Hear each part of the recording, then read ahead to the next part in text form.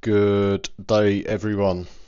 I'm getting a lot of questions regarding the Boss barrels, the ones we did a video on the sleeving. A lot of people asking, why are you sleeving some Boss barrels?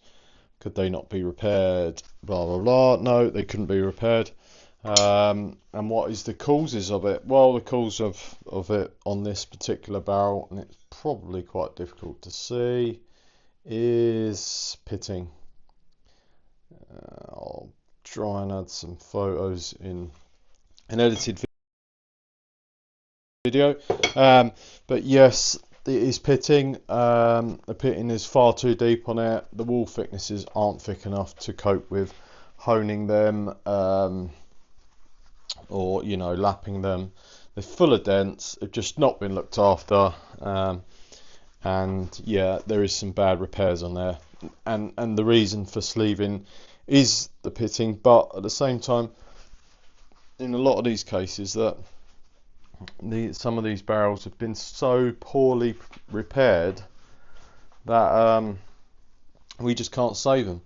What will happen is they'll get quite a bad dent. And Damascus is notoriously difficult to raise a dent out of because it has a fair amount of flex in it, so it doesn't really do what you want it to do, but we can do it. It's just more time consuming. So people will send it to a cowboy, they'll struggle to get the dent out of it, they'll wind up filing it off, lapping it out, and you'll have a thin bit on the barrel. And a lot of people saying, oh, these English guns, these are all unreliable, blah blah. They're not unreliable. These guns have been here for especially in this case, this is probably best part of, I would say, 130, 140 years old, and it probably hasn't broke down that much. And it's only now it needs a new set of barrels, and it's not because it's own fault. If it had been cleaned properly, taken to the right people for the job, these barrels wouldn't be being sleeved now, would they? I wouldn't see them. It wouldn't be work for me, so it's not the best scenario for me. But at the same time, we want to see these guns survive. I don't really, sleeving them is nice, but we don't want to see people bodging them up and ruining old guns. It's just not what we're about. Good thing with sleeving them, not that we couldn't have done it if the barrels weren't good before, but these will go to the London Proof House. They'll be at 70mm chambers, and they'll be nitro proofed, and that will then give the barrels standard steel shot. They'll be proof for standard steel shot, so they'll be modernised. There'll be no worry of that, and especially the way things are going. We do know in the next few years the lead shot will be got rid of. There is alternatives, but they're not that cheap at the minute, bismuth and bits and bobs. But these barrels will be proved to shoot standard steel shot. Obviously superior steel shot is a different kettle of fish altogether, but these will be good. So the next process, I'll show you quickly. We have, first things first, actually, we machine them out.